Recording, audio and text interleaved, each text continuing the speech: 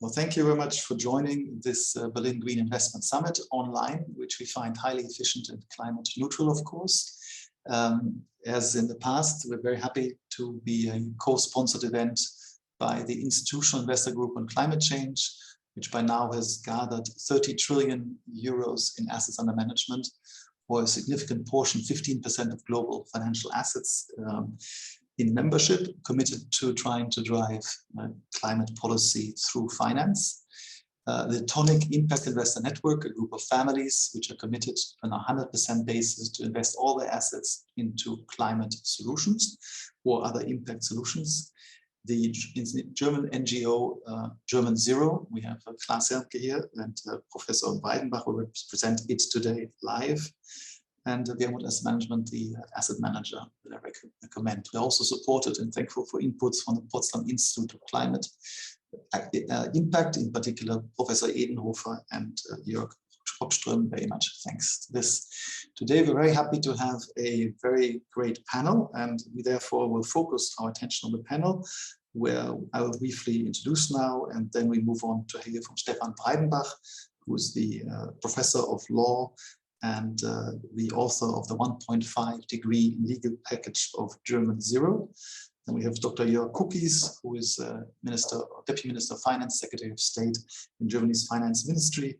And we will comment on the economic impact of Germany moving to by 2035 to climate neutrality and the different models, pricing via tax, via trading, and so forth. Then we move on to Katharina Beck, who is the speaker of the think tank of the Green Party for fiscal and economic policy, and has just been elected to German Parliament. Congratulations again, Katharina.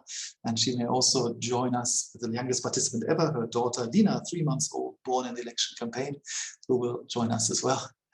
And then finally, last but not least, Dr. Lukas Köhler, who is from the FDP, and to my mind, one of the great people who have straight economic thinking to get climate solutions done. And we're very hopeful that we will have a fruitful debate today and hopefully form economic policy.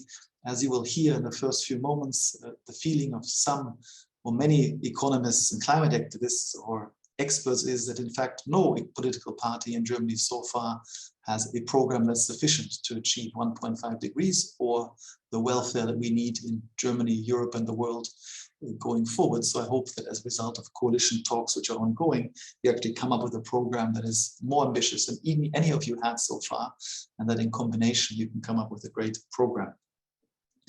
So I will now move to my introductory remarks, and then Stephan will take up from there. To my mind, as a member of the German Nuclear Waste Storage Fund, one of the most shocking events there was that we were set up with a 24 billion endowment to pay for an expected 160 billion euros of damages.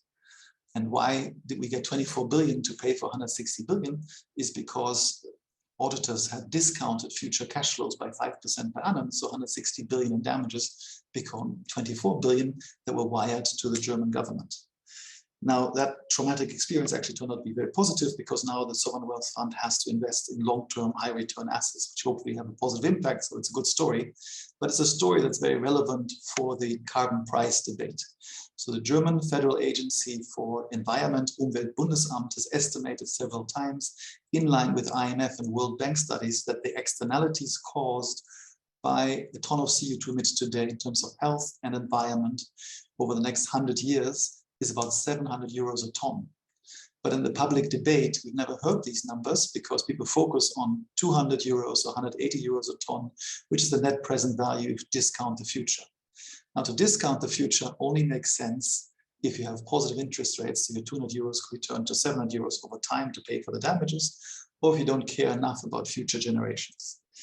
If you then don't discount, because we do not have interest rates and we do care about future generations as much as we care about ourselves, then we're talking, in the case of the German government or the German GDP, of damages in the order of magnitude of 560 billion euros, or about 15% of German GDP, that we cause every year and transfer to future generations. That's 700 euros a ton. If you look at a company like ThyssenKrupp, you end up with a company that has 20 million tons of emissions every year at 700 euros a ton. That's 14 billion in damages. Now, that could be dramatic, or it could be a huge opportunity. If you go to the mechanism of the Kyoto Protocol, the clean development mechanism, the United Nations basically bought out the damages at a certain price. So ThyssenKrupp could, in theory, be earning 14 billion euros a year if it saved 20 million tons and someone bought them off.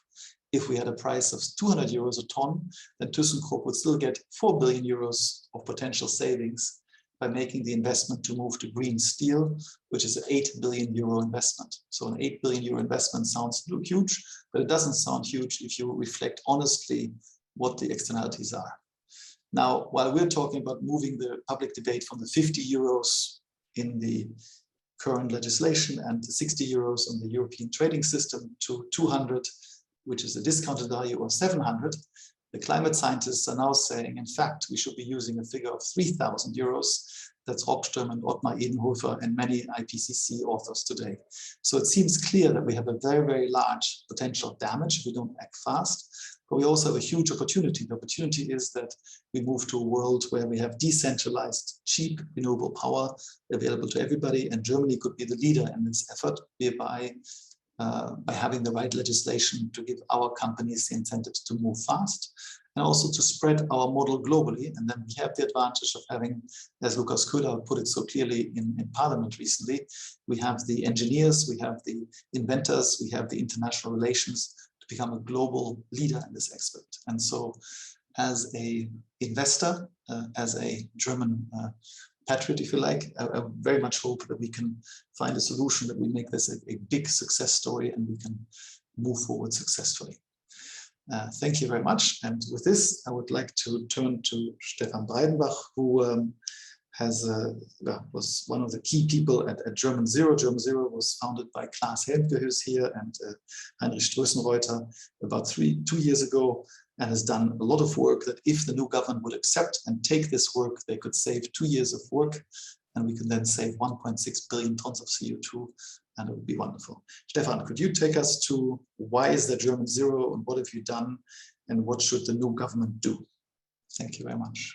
Yeah, thank you, Jochen. So why did GermanZero start at the end of 2019? The goal of the Paris Agreement is pretty explicit: don't overstep 1.5 degrees. And that's where we started, because you said in your introduction, politics didn't deliver. There were not adequate goals, and there was no action and strategic plan to reach these goals. This is why we stepped in and said, okay, civil society can at least act. And we started with a climate plan and then said, okay, we deliver a package of legislative acts, which in bulk, in the whole, will make sure that Germany for his part, is not overstepping the 1.5 degree goal.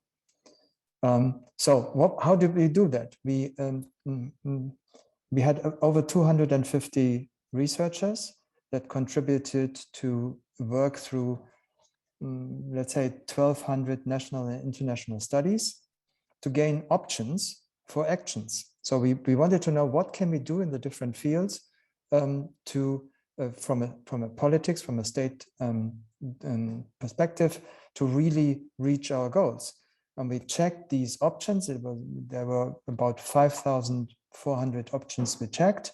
And from this, we distilled our package that consists of like 200 legislative measures that can make sure that we reach our goals. On the way, we consulted with almost 160 experts from different groups. We invited them in working groups to criticize our approach, to criticize our theses, and we constantly worked over our output to see that it gets better and better. So in the center of our legislative package is basically are two things. One thing is this package, in our view, if it's implemented, makes sure that we don't overstep the goal of 1.5 degree as Germany. And the other is, of course, everything in this package can be debated. And a lot of things can maybe be replaced, but the basic DNA is, if you take something out, you have to put something in.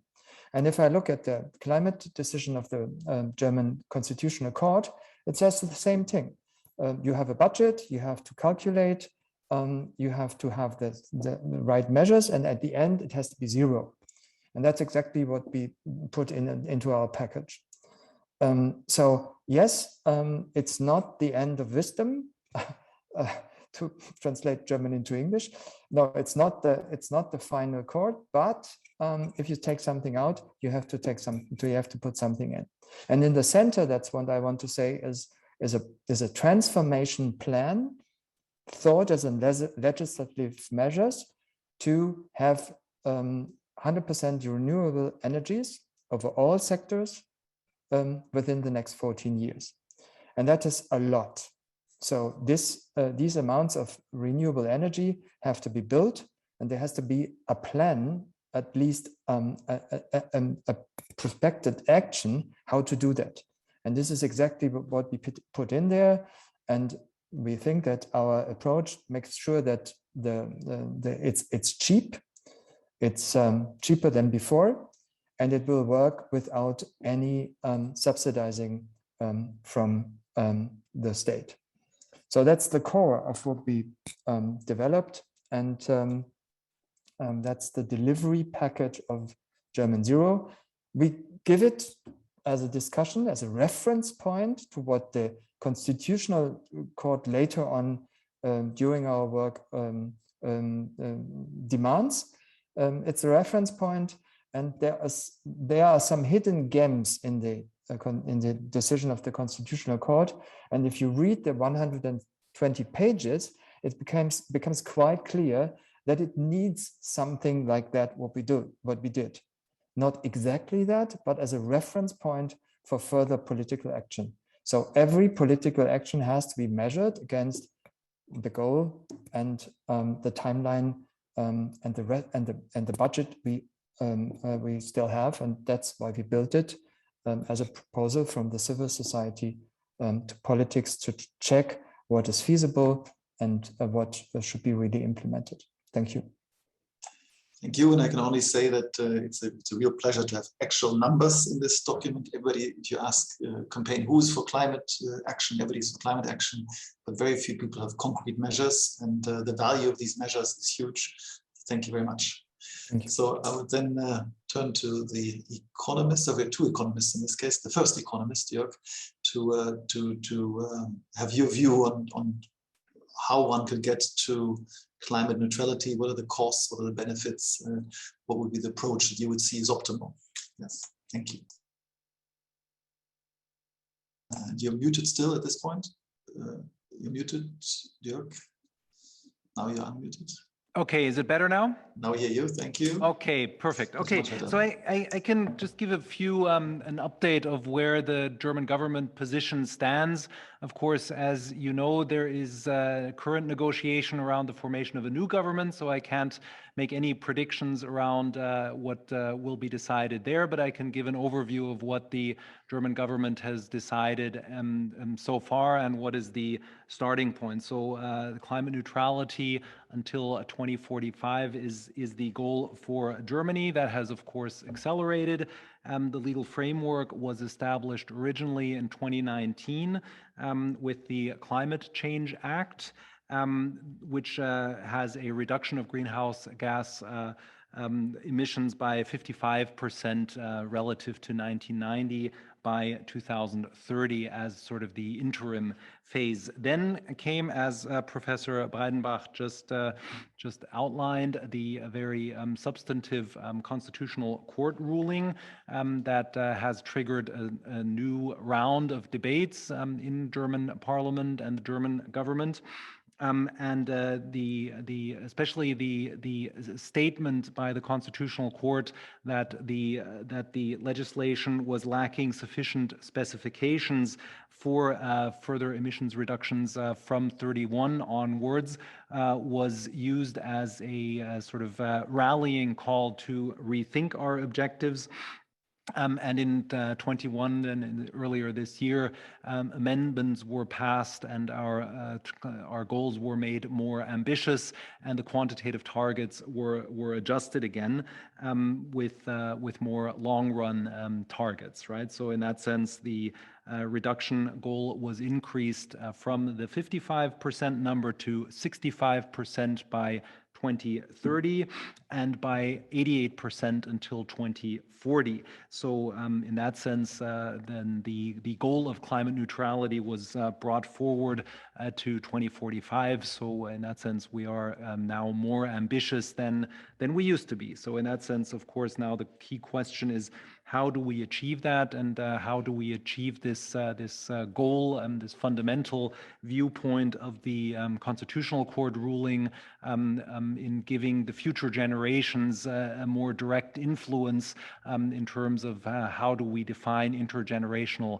fairness? And I think that is really the fundamentally new aspect of the ruling, that we basically have to take into account this future, the well-being of future generations into our thinking, and of course that affects how we get to a completely different view or way of thinking about what we so coldly and mathematically call discount rates, but in fact we are talking about future life, right? Discount rates always sound very mathematical, abstract, cold, but in fact, as you said in your introduction, it's about how much we value the ability of future generations to live their lives on this planet. So how does that translate then into policy? It goes through the way of ETS, the emissions trading system, which we introduced and which was introduced in Europe a while ago, but we are starting in 21 to broaden the scheme and to also cover the way we heat our homes, the way the transport sector works. So a lot of those areas that are not part of the EU-wide ETS system. Of course, then comes the additional complication that while we were debating this aspect, we were also implementing the European COVID crisis recovery tool, the Next Generation EU package, and decided in German Parliament to introduce or agree to introducing potentially new own resources at the European level that also foresee a broadening of the European ETS system, which fundamentally from an economics perspective, I think makes a lot of sense to think about the ETS not at the national level, but of course, if you want to internalize externalities in the economic way, those should be ideally introduced globally, but at least we want to make them European. The national legislation that we foresee starts with fixed price carbon pricing in the launch phase, ranging from 25 euros in 21 to 55 euros in 2025. And afterwards, more flexible pricing where the price can vary within boundaries between 55 euros and 65 euros per ton. So in that sense, of course, there's boundaries, and those boundaries are far below the numbers that you mentioned, but they are an introduction to the system. And of course, the whole debate and the same debate that we're currently seeing as a result of the increase in energy prices. Of course, there's the climate aspect, but there's also the aspect of making the ETS system and the carbon pricing system socially compatible and acceptable to the majority of our society. So I would say that's for an introduction, that would be the sort of update of where we stand. But of course, as I said at the beginning, there is a lively debate around what additional measures need to be taken, how we can internationalize this. We introduced the concept of the Global Climate Club to think about how we can avoid carbon leakage. Of course, that's going to be a controversial topic because on the one side, we are thinking about at the European level, we gave the mandate to the European Commission to think about carbon border adjustment, which is a complex issue, and where global compatibility with trade rules is going to be a challenge. On the other side, we are discussing at the level of G7, G20, IMF, COP26, the question of whether we can agree to global standards of how we think about carbon pricing within the context of a climate club. But those discussions, of course, are more at the beginning than at the end at the moment.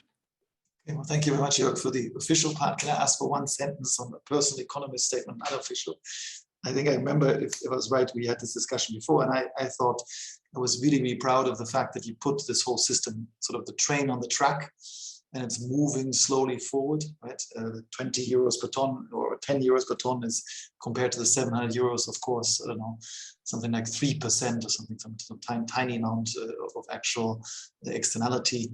As an economist, what do you think is what would be the speed with which you think we could expose the society and the economy to the full cost, which is where the economy becomes efficient? We have, I think, the High-Level Commission on Carbon Pricing by Stiglitz and Lord Stern had recommended 5 years ago to go to 50 euros immediately, because that would stop coal power plants. But ThyssenKrupp, BASF, and others are saying if you want to go to zero emissions, we need a hydrogen economy, we need at least 150 euros a ton. And again, for an efficient, you have the effective price, which could be 50, 150, the efficient price probably 700.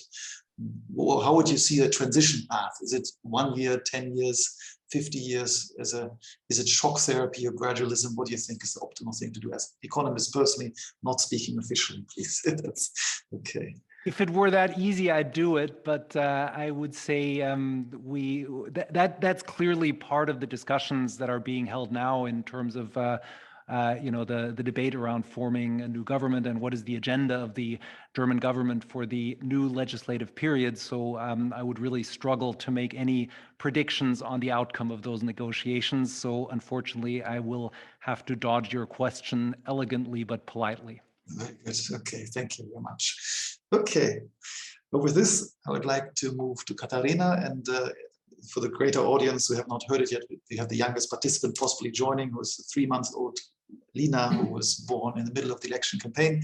Katharina has been the leader of the Green Party. So I'm not 3 months old, but my daughter, who's sitting or lying next to me. Katharina is not the youngest, but Lina, the daughter, is. Katharina is the speaker of the think tank or the working group of the Green Party on fiscal and economic policy for the last, I think, 4 years at least already, yeah. And more importantly, I thought for me it was one of the most inspiring events that I've been to. There's been a fundamental program which is drafted for the Green Party every 20 years with 500 people involved at an offsite, and she was the speaker of the speakers of all the working groups that you can imagine, from think tanks, from whatever, international affairs to family matters and so forth. So Katharina has just also been elected to Parliament. Congratulations. Very good to have an economist in Parliament. And more of you, very welcome. It'd be great to hear your views, Katharina, on what needs to be done. You know, the SPD has done extremely well, but the Greens were actually the biggest winner in this election. And many, many young people would like to have climate action actually happen. You know, where do you stand? What do you think can be achieved? What do you think needs to be done? Thank you. Thanks so much, Jochen, and it has been a pleasure that you have been to that event and that you're also engaged in pushing us as well for a more ambitious program in the Green Party. And what we really hope within the negotiations that we have now with the SPD and the FDP is that we can accelerate climate action, so that what Jörg Kukies has just described, to bring it really onto the 1.5-degree path. And this is one of our major priorities.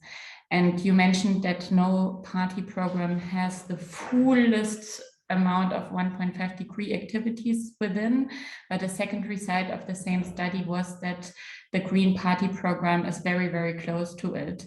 And I think this is very important, and we put a lot of emphasis on really getting there. But we need also to be honest and to see the goal is 1.5 degree, but if we take only the budget, and that is, I think, what is important to talk about when we talk numbers, that it's about the CO2 budget that remains. And it's 420 gigatons. I hope it's in English the same metric that remains globally. So in Germany, we would have 4.2. If we look, we have 1.1% of the global population. If we don't include our historic responsibility, and this means if we continue to emit 800 million tons per year, we will be out of our budget in 6 years. So this is quite quick, and I don't know if we all parties spoke about wanting to achieve the 1.5 degree goal. I don't know if the magnitude of activities that are needed has been understood yet everywhere. Yeah, so that is important.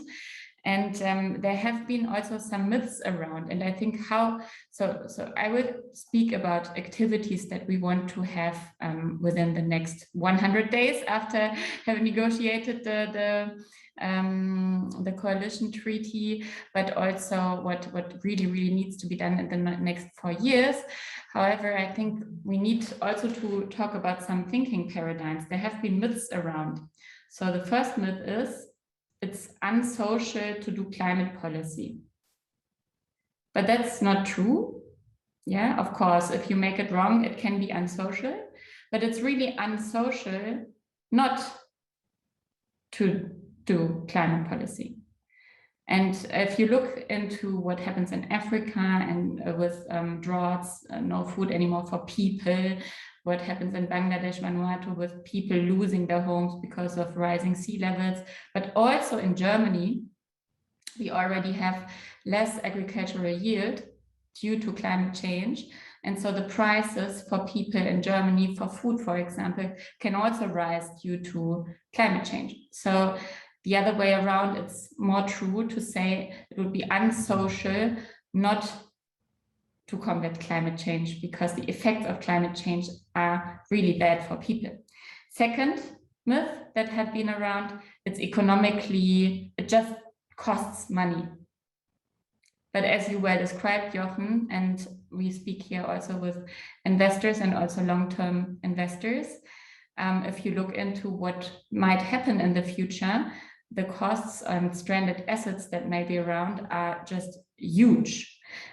So it's also economically wise to combat climate change. And when we look onto a very concrete example in Germany, we already see it now. It's not only in the future. We see that Germany has to pay 30 billion euros just for one, and I say now, a small flood in a small area in Germany. It has been a very, very disastrous flood for the people living there. But I'm just saying, it's one flood in one area in Germany that costs 30 billion euros. And on the other hand, we as the Green Party requested 50 billion in additional investments to combat climate change and to future-proof our economy. And people thought we are crazy. But I think it is very intelligent. And there might be no glory in prevention, as English men and women say, but it's, I think there might be glory in prevention when we look onto this small example. So I think combating climate change has a very, very social dimension and has a very, very economically wise dimension. And I think we all are well advised to always change also this paradigm in the discussion. And now to what needs to be done. So I know Stephan Breidenbach very well, as well the GermanZero plan. And because I have personally co-written the Green Party plan to combat climate change, and it is at least similarly structured with overall measures like a CO2 price, integrating it into the German constitution, having a check on climate neutrality for each and every law that we make. So I think that it is very important to have these cross-cutting activities. With regarding to the height of the price, we are debating it. I agree with Jörg Kukies. Let's see what can happen there. We can't talk about it now. Of course, you might have seen the Green Party wants a bit more of an ambitious carbon price. But also when we speak about these very, very high prices, we have to see the price is not the only mechanism to help us combat climate change, but we also need other decisions. And it is important to look into what has to be done in energy, in mobility, in agriculture, and in buildings. These are the 4 areas with the largest CO2 emissions. So we need to go deeper into that. We can't do that in this discussion, but it's important to look onto the overall things, but also these 4 domains. And speaking here with investors, I think I've picked 3 aspects. So one thing is energy, energy, energy. We can't make the transition if we don't have enough renewable energy and batteries and everything that goes along that smart grids. And we need to come to a planning acceleration, because right now in Germany, the laws for renewable energies are so complicated, have become so complicated that we need 4 or 5 or 6 years to install a wind plant. That is really crazy, and we don't have that time, as I said before, with the 6 years. Second, speaking with investors, I'm also a numbers woman. I have been working very closely with a lot of corporate companies before I joined the parliament now as a full-time politician. But before that, I have been a senior business consultant on sustainability and ESG, so the environmental social governance aspects and impact investing, but with real impact. Not only adding an ESG impact. So there, sustainable finance will become a major actor, and I personally will try to integrate CO2 into the balance sheets. So CO2 can be monetized, and therefore I think it's going to be important and also very wise, because it establishes a fair level playing field for all to include CO2 into the balance sheet, which is a major tool for any management of any company. And then therewith, automatically, the success of a company will be climate neutral, but also economically successful. And I think this is a very good political innovation, if you want to call it. And third, a pact with industries like steel, where even though we have the CO2 price, it still doesn't make sense economically to invest in climate neutral steel, because it's, you would just lose your Wettbewerbsfähigkeit. Competitiveness, Competitiveness, Competitiveness. So there, I think the state needs to co-invest.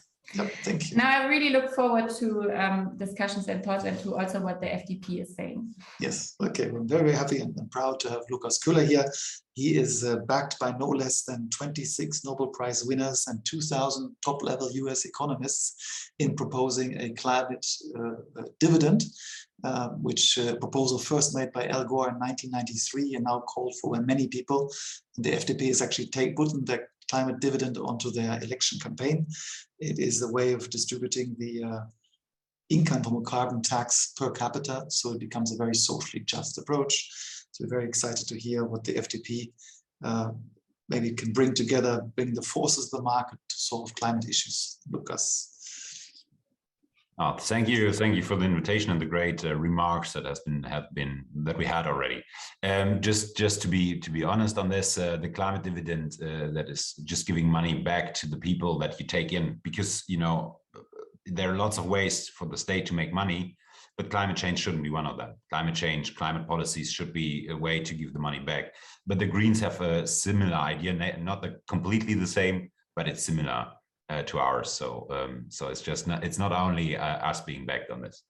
Let me to make 3 short remarks in the beginning. First, I'm so sorry, but I will not be able to go into details of what's going on in the coalition meeting. right? So we've absolutely not the point. There's a big congratulations on keeping it secret. Congratulations, much better than last time. Yeah, much better, and I love that. I do think that's a good way, and that will bring me to another point I'm going to make later on. The second thing is well, the German zero approach to setting up budgets is not our approach. So I would disagree on the 1.5 degree statement from the parties, just because we don't do per capita budgets, right? So there's the SRU, a German think tank that's reporting to the government, made out 5 ways, and per capita budgets have been debated in Kyoto Protocol already and been dismissed there. So we will not agree on this, but the rest is interesting, and the rest of the packages and the laws are interesting as well. Of course, time changes, and time makes a big impact on what things you have to do. But I do believe that there is one very specific key that is within the German zero campaign, but that is something we are seeing already at the moment, and that's a question of speed. We have to be really, really, really quick. And the question for 1.5 is not if we meet this 1 year, but the question is, are we quick enough now? So the question is not if Germany emits more than 4.2 gigatons, the 1.5 degree limit is not yet met.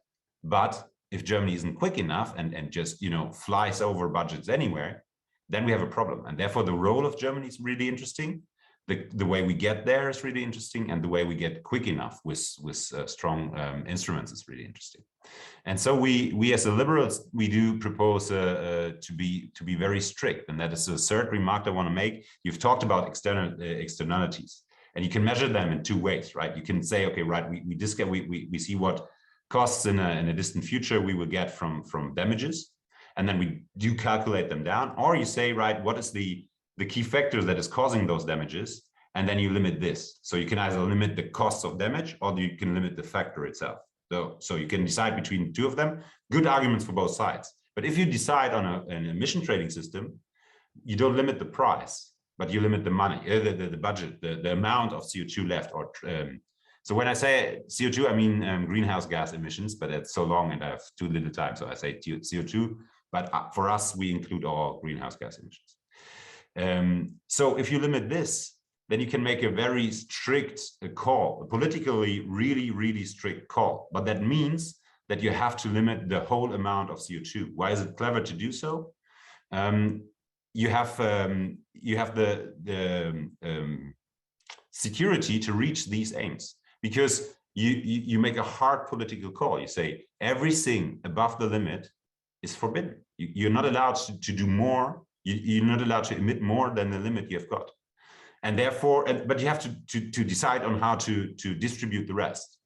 And to distribute the rest, you can find one very, very good instrument to kind of negotiate Knappheiten, to negotiate scarcity. And that is markets, right? Markets are the best thing to negotiate scarcity. They've proven so all the time. So if you limit this, and if you make it, if you put in an unnatural capacity, then you will have a way to reduce CO2 very cost efficiently. But I'm with Ms. Beck completely. That's not the only thing you can do, because if you have to be quick, you have to set things around this. You have to say, use order politics. You have to see, okay, how do we invest money? And you have to mobilize immense private equity. But you're not mobilizing private equity if you start to screw around on the goals at the end. But you can make that happen if you set clear political aims, and then if you have a mechanism where you see, okay, this is the way forward, and that's the end date.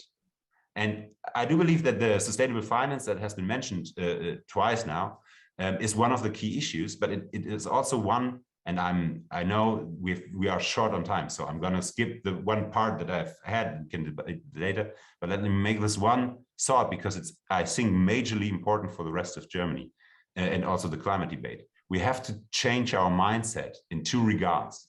One is, if you look at the taxonomy at the moment being discussed, it is very strictly focused on like columns, and it's very strictly focused on this is a brown supporting factor or a green supporting factor, saying if you invested in coal, you're bad. If you not invested in coal, you're good.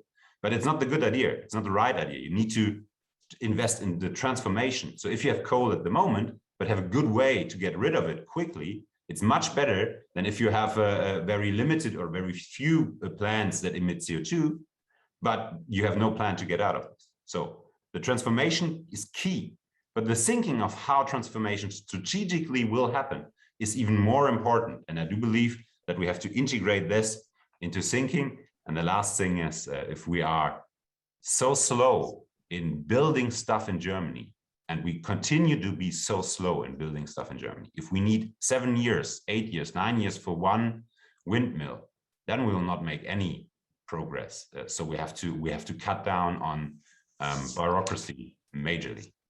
Thank you very much. Thank you, Lukas. There's one point that you pointed out, and I think the Institutional Investor Group, Climate Change in particular, also we forgot to mention at the beginning, Stiftung 2 Grad, also a co-sponsor, who just come out with 69 enterprises calling for clear policy by the government, the new government. The key thing that investors know and are hurt with is the story of Australia, where carbon taxes were introduced by one government and taken away 4 years later, by Italy introducing feed-in tariffs taken away, Spain doing the same, and even our Minister of Economics in Germany proposing once to cancel feed-in tariffs. So maybe one of the core things that I'd love all our panelists to think about is, what would be the one thing that you think we need to have in our constitution, such that beyond this one government, we as investors can be sure over the next 20 or 30 years that this is something we can rely on?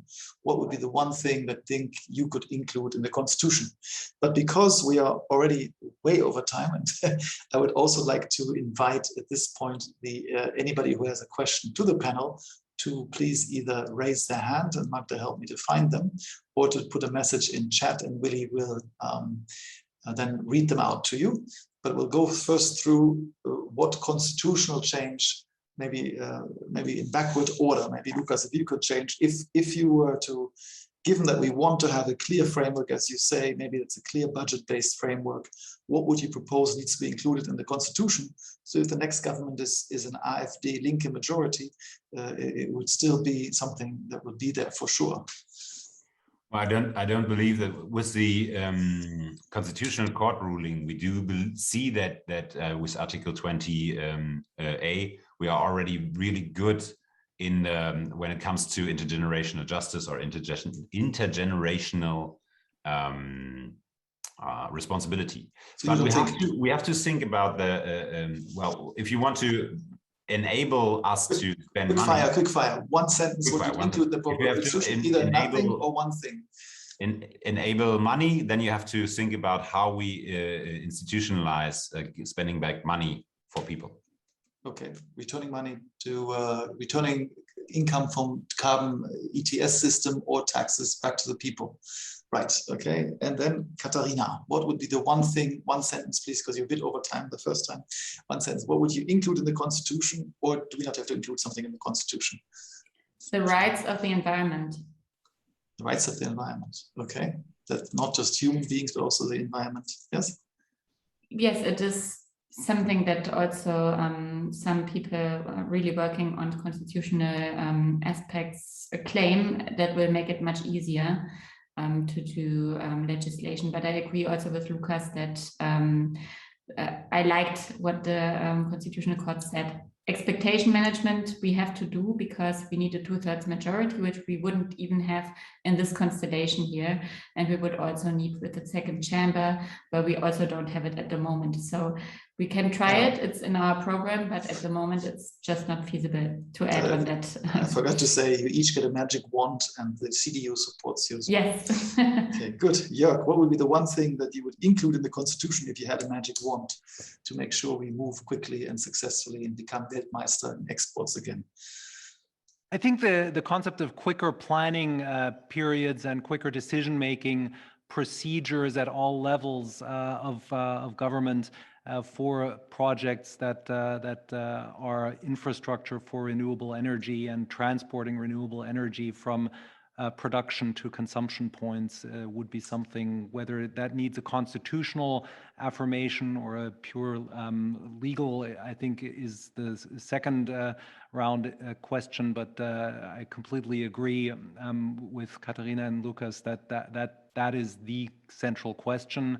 I have tons of investors constantly visiting me who want to finance renewables in Germany and transporting them to the place of consumption. We have more capital than actual projects that the capital can finance. So I think we just need to make it possible. Excellent. Thank you. Stephan, which constitutional change or which number would you put into the Constitution? We have a great decision of the Constitutional Court, but constitutional judges can change over time. And I would like to see the intergenerational justice written in the Constitution. And if I have a second one, I would go with Katharina and go for the rights for environment. That's the next big thing to get done.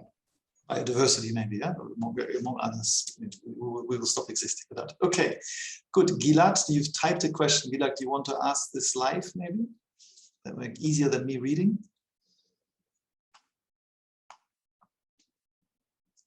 I mean, I can just also read it out loud. Yeah, go ahead. Gilad, are you there? Gilad, can you go, or Gilad Regev? Okay, let's just go for it, I would say.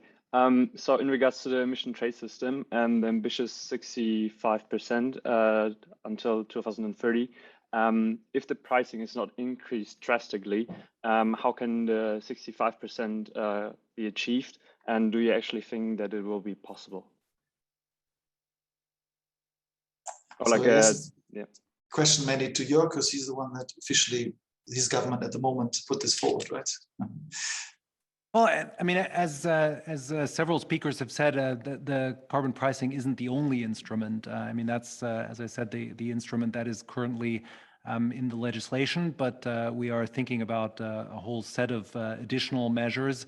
So I would say that we need to supplement what we're doing in ETS with other measures. And I think the question of infrastructure, shortening the planning times, I think is another aspect that is sort of a corollary of that, what we're doing. And as I said, the new government and the new coalition will certainly think about these issues and come to a decision, but it's too early to give any details or specifics about that.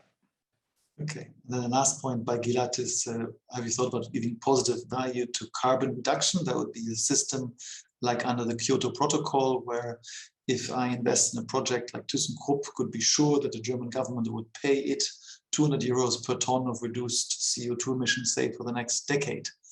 Is that something you could imagine, Katharina and Lukas, Stephan? So I don't think it would be the equivalent of the price, but there I would really make it, as you just described, a bit more project-based. And as I said before, that is exactly core of our climate policy plans, that we would, it's carbon contracts for difference, we would call it, and or not only we, it is called, for example, with the industry, where we would support also economically as a government to invest there. And this would make as well planning security better and help co-invest as well for the private capital givers. Can I maybe just clarify the question? It's a bit difficult to hear you, Gilad, so that is actually not possible unless you... Okay. It's okay, but the sound is very poor. Okay. Can you hear me? No, but if you type it again, we can then do that. Yeah. Okay, thank you. Maybe I have an answer to this. Yes, because do you think his question was focused on negative CO2 emissions, right? It's not about, it's carbon reduction question, not the companies, but it's negative emissions. Or if it's right or not. But anyway, so CCFDs, I'm not going to comment on that. We will be debating that in the next couple of weeks, and it will be really interesting, but I'm not going to say anything to this. Actually, we just exchanged numbers, Lukas and myself, because we found it interesting what we said. And so thanks as well, Jochen, for the introduction. Yes, so it's a good way to meet people. But you have a similar system as the CDMs, right? It's SDMs, and it will be negotiated in Paris now in Glasgow, the final round of negotiations. Right, questioning if there's a possibility to have and that is very important, to not limit your own or reduce your own targets, but to additionally put efforts into the world out there where another country is starting to reduce CO2. And this is also true for CORSIA, so for the flight system, because you have a 4 emissions trading system in your GermanZero approach, right? So, and you have with the CORSIA and with the International Maritime Organization, IMO, you have IMO stuff where people will have to buy these tickets, these certificates, so to say. And I do believe that's a clever way to do that. I'm so sorry, I have to run. We're finished at 45 minutes. Let me just make this one remark, because thank you, Lukas. We are always talking about the CO2 price, and we think this is not justified because it has a different influence on different sectors. And so unfortunately, we have to make it more complicated and have to have different CO2 prices in different systems. It's not very simple, but the price is so different in the different sectors that we have to adjust it to the sector. Thank you. Okay, Lukas, do you want to say a closing statement, and then we let you go? Everybody does one closing statement. We try to do that in 30 seconds each, and then thank you very much. I'll be quicker. We have to talk about differentiation of prices, because I don't think it's a clever idea, but that's nothing for now. I think it was a great debate, and I do believe that we see in Germany that there's a possibility to take up a role where we are the ones that are able to give the world technologies that we need. And if we can fulfill this role with the next government, everything will be good. Great. Katharina. Yeah, I really liked this discussion. Thanks so much, Jochen, for the invitation. And I'm actually thrilled by the opportunity. We wanted to have more percentages as a Green Party. We wanted to become chancellors ourselves. On the other hand, I'm hopeful that with SPD and FDP, we can actually make huge steps forward and look forward to the future coalition, hopefully, that we might have. We will see more tomorrow when the people who are in the smaller circles will tell us if they want to proceed with each other. I have the strong feeling there might be a yes, the outcome. So yeah, looking forward to that. And I am also very, very open to be in contact with all investors who want to as well be part of the solutions, which I think are here in this call. And with you, Jochen, thanks again. Thank you. Jörg, final word to you. And Lina, maybe you want to say, Lina has anything to say. Yes, many thanks. You haven't seen Lina, here comes she's sleeping, we won't see Lina. Okay, go ahead, Jörg. Yeah, many thanks, and I think the debate that we're having shows to all investors that we are extremely interested in projects that will further investments into carbon reduction and all of the things that we're doing at the public sector level, because I think everyone agrees that that whatever we do in terms of building the infrastructure, which is going to be a massive investment and transformation of our economy, whether it's the way we heat our buildings, the way we go with mobility from A to B, the way we fuel things, the way we produce steel, and all of the things with large carbon footprints needs massive investments to get to true carbon neutrality. And we're very open to those investments and are putting a lot of brain power into how we can facilitate that. Super, thank you much. I think I'm very proud of the group of people and how many smart people we have driven for a good cause. And I'm hopeful that on this occasion, Germany will bring something very, very positive to the world and Europe. And thank you very much. Give me my 10 seconds. Absolutely, please, of course. You have the my 10 seconds say I'm delighted to hear that so many good ideas are around in the prospective next government compared to the last 16 years. Thank you very much. Thank you, Stephan. It's so nice to see you optimistic, Stephan. Very good. Everybody have a great day. Thanks a lot and see you in a quarter if you like. All the best. Bye-bye.